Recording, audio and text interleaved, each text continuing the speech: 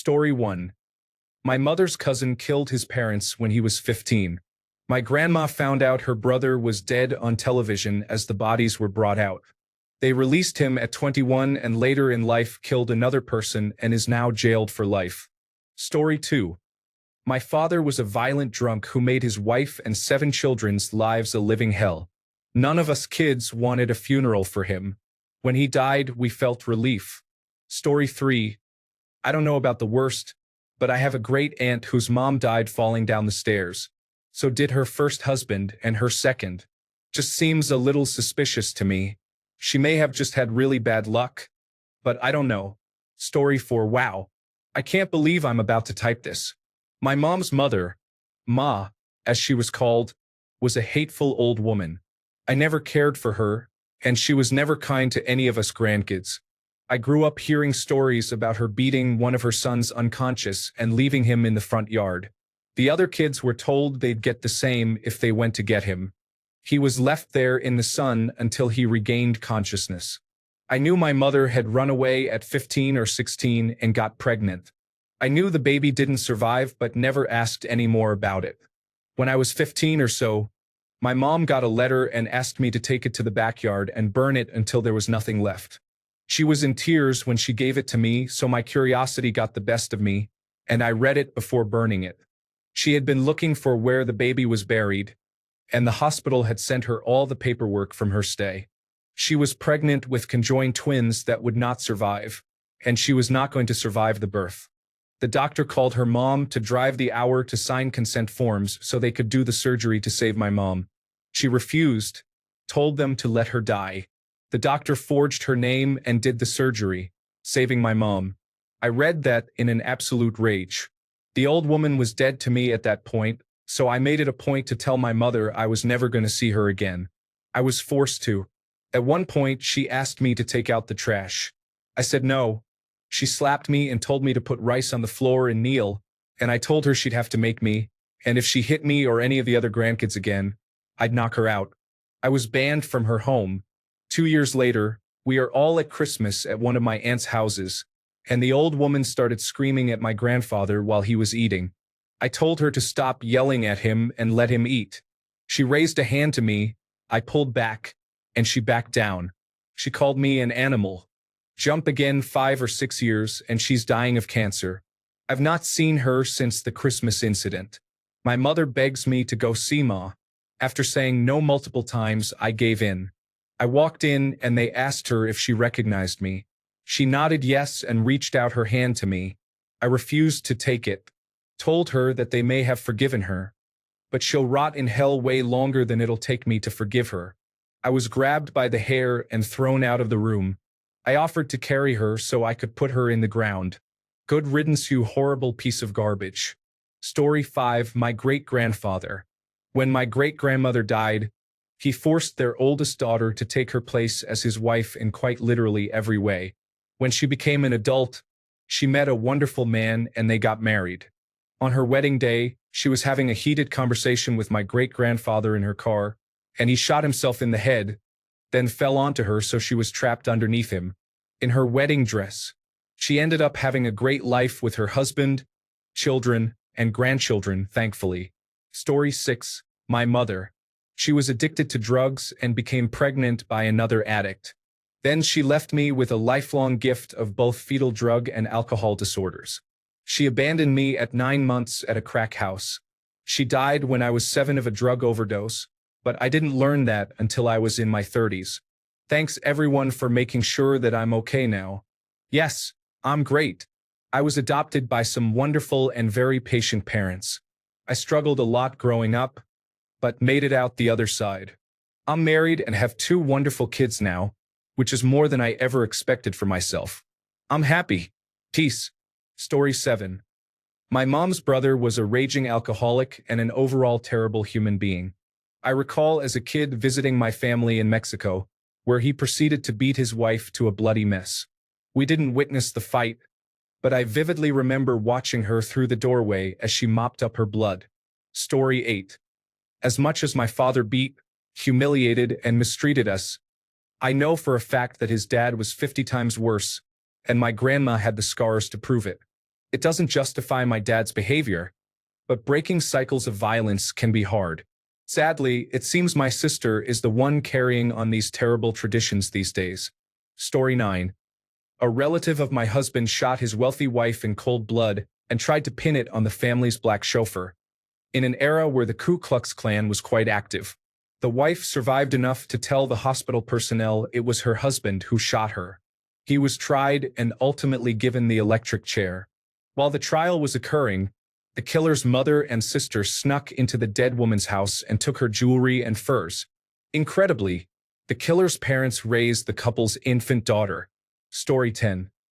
My grandfather threw a 50-pound adding machine across the room and hit my 4-foot 10-inch grandmother, knocking her down and breaking her arm. My father has always made sure to include this story anytime my grandfather comes up in conversation, as my dad's younger siblings had a more positive outlook of grandpa and would try and pretend he wasn't pond scum. Story 11. My grandfather. He beat the shit out of his 8 sons. He molested his 5 daughters. He beat my grandmother to death, but back then, doctors would look the other way. The official cause of death was a stroke. Then he moved in with one of his daughters, who cared for him until he died. Story 12. My aunt. When she was a phone operator for prisons, she was caught molesting a coworker's son. My grandparents wrote a check for $50,000 to the coworker so she wouldn't take my aunt to court. When my brother, my cousins, and I were between 10 and 12, she tried to molest us while swimming with her in my grandparents' pool. Our grandparents didn't believe it, but we were told not to swim with her anymore. She eventually became too big to hold a job, so my grandfather bought her a house, and she lived off her disability, Social Security, and what money my grandfather was willing to give her. She eventually died because of complications with diabetes. She was 5 feet 4 inches tall, weighed 400 pounds, had her right leg amputated from the knee down, and had basically given up on life. Story 13. My great-great-great-grandfather used to ride with Jesse James. He ended up trying to turn him in for the reward money but got laughed off and ostracized for the rest of his life. Story 14. My Uncle Brian is a terrible person. However, I'm pretty sure my great-great-great, maybe another great, grandfather Edward Gorsuch is the worst of them all. He died in the Christiana riot. Instead of minding his own business and staying hydrated, he decided to pursue people he had enslaved over state lines and ended up getting his comeuppance. Some say he was shot, some say beaten to death, some say chopped up with kitchen utensils. I prefer the kitchen utensils version of the story. His unsettling portrait is in my father's den along with a bunch of old family photos and heirlooms.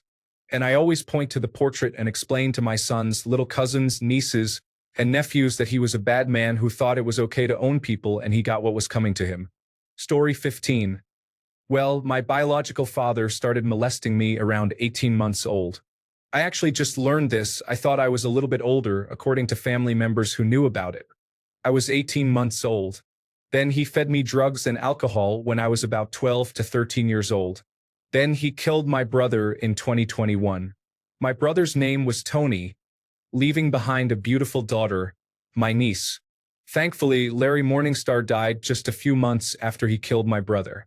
Rest in peace, Larry. Story 16. My stepbrother has 7 kids by 7 different mothers, isn't in a relationship with any of them anymore, or paying any child support, never has, and is in jail for defrauding his mother. That enough? Story 17. Easily my aunt, twin of my dad. Dad went to college and got his master's degree, paid for it all himself by working 3 jobs. Aunt went to beauty school when her mom got sick of her moping about the house. Literally never moved out of the home she grew up in. When she had a kid, she took her misery out on her baby girl. My aunt was vulgar and violent around us kids growing up, made fun of us to our faces, threw things at us, and bragged about throwing away her daughter's art from school in front of all of us. She never missed a chance to be a miserable person. My cousin ran away from home a couple of times and always came to live with us, usually for a week or so at a time until she felt she could go back. When their mom, my grandma, died, the inheritance was divided between the 2 kids. My dad was the executor and made sure my aunt got the bigger share in every situation where a clear equality was hard to find. She got the car, she got the silverware, and so forth. Then my dad got cancer. How did my aunt respond? She sued him the day he started treatment, saying he lied and didn't pay her the right amount. Aunt lost in court, but her suit cost her all of her inheritance and cost my dad half of his, plus a huge amount of time and stress, all while he was under chemotherapy. As part of discovery, it came out that my aunt intentionally timed the suit thinking my dad would settle due to his chemotherapy. Today we pretend she doesn't exist. I haven't seen her in 20 years, and I don't miss her. Story 18. The man who sat through his own son's funeral with a smirk on his face and then laughed out loud when grandmother asked the pastor if her grandson was going to hell. He is 84 years old now. His is a grave that I will urinate on. Story 19. Aunt on my mother's side. Lived with my great-grandmother until she died. Stole almost everything of value while she was still living. Then threw a fit when my mother wanted to keep a couple of old recipes. That horrible woman is still at it today and taunting my mother with them. Oh, and she tried to kill my grandpa when he had COVID. I hate that lady. Story 20. My mother was a monster who did monstrous things. But probably the worst was founding one of those fake crisis pregnancy clinics in a major city in Canada in the 1970s and 1980s. She wasn't the founder of the overall chain, but was proud to open one in a major city to fool pregnant women in crisis. It was called Birthright. Story 21. Probably tame from the looks of this thread, but my dad's mother. Not my grandmother. She never really claimed that title, never met her. I had to piece a lot of it together because my father never talked about her. Like ever. From what I gathered, she was a violent alcoholic and beat him a lot, including one time when he had appendicitis and almost died. She told him some nonsense about manning up and to stop faking it, thinking he was trying to get out of school. She ended up leaving my grandfather and getting remarried, I believe, to another drunk. When she died, I didn't even know about it for a while. My father didn't say a word about it, and I don't think he cared. My father was problematic for more than one reason, but I can fully understand how he got that way. I think learning about how she was made me a better person, and I wish he'd have opened up about it. It would have done him some good. Story 22. My uncle, by marriage only, sexually abused my two female cousins and physically abused his family. He would have them kneel in front of him and go to each one of them, sticking the barrel of his gun in their faces, asking them if they wanted to die. As his two daughters entered middle school, they started showing interest in boys. He flew into a fit of rage and shaved their heads so no other boy would want them. According to one of my cousins, he said she and her sister were only for him. In the mid-1990s, his sister and his niece moved in with him until they found somewhere to stay. My cousin and I were on our way home from school, and we noticed the police were in front of her house. We lived on the same street. The next day, we found out he had kidnapped his niece, and they were missing for hours. The little girl told officers that he had been touching her. All his abuse came to light, and he was imprisoned. Thank goodness he's 6 feet under now. Story 23. Dear old dad. It wasn't entirely his fault, but he could have at least tried to be better. I would have forgiven him if he tried. I know given his circumstances it wouldn't have been easy, but he never tried, not even a little bit. He was in an accident before I was born and was left with chronic pain. He got addicted to painkillers, and the doctor just kept prescribing him more and more. Eventually, the painkillers weren't enough, so he ended up relying on everything else out there. He had a psychotic break and developed schizophrenia. He never stopped using, and the mix of the drugs and schizophrenia made for a very, very unstable man who should have never been around kids, meaning me. It took years for my mom to prove to the court that I needed an apprehended violence order, basically a restraining order, against him. Mom was only able to succeed because he tested positive for drugs on what would have been the last day of court. It left me with post-traumatic stress disorder, and I can't remember anything from my childhood up until I was around 12. Anytime anyone's angry around me, maybe not even angry, but if they simply seem upset, I get terrified.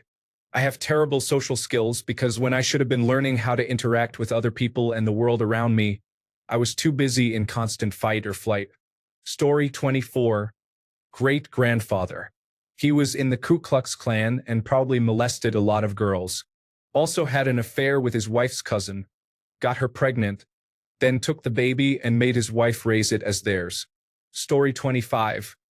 I had a cousin who served 25 years in prison for being a child molester. He served the whole 25, got out, and died just a few years later, probably from a heart attack. I wasn't sad. He hurt children. Story 26. My aunt is a narcissist. A joke to everyone. Kids, adults, and the elderly. She has behaved that way forever, and people still invite her to events, knowing she could attack anyone at any time. I have personally stopped going to anything she is invited to. I will not put myself in that situation again, to be attacked in front of my children. Story 27. My Uncle F was a lifelong con man, to the point that none of us were ever able to figure out what he did for a living. His story changed with everyone he spoke with. Whatever he claimed to do would always be loosely associated with what you did. If you said you worked in real estate, he would say he sold furniture. Stuff we know for sure, he was married 7 times. The first wife had a child, and he promptly divorced her for having it and then abandoned them. He had forced her to abort the first pregnancy. She refused the second time. He cheated on every wife. He burned down at least 3 homes for insurance. He had multiple bankruptcies. He stole my grandfather's identity and credentials as a physician to sell fake cancer cures in South America. He wrote children's books based on a dog he owned. But the whole story was lies, and the books were removed. He had some sort of fake story as a race car driver and got investors for that. He would start up fake businesses, get investors, then disappear. He also had a medical supply store he used for Medicare fraud. How this man always evaded jail time is beyond me. He stole money from every family member he could, including his mother and disabled brother. He bounced checks all over the place, including a few foreign countries. That isn't all of it, just what we could confirm when we emptied out his storage after his death with a cop friend.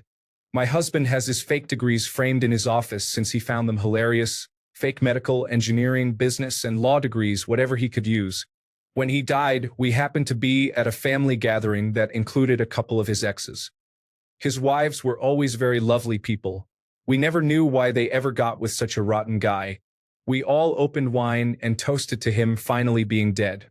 My mom, his sister, told the hospital to turn his body over to the state as unclaimed. He was buried in whatever way they do for the indigent, and not a single person except for his last wife attended the funeral.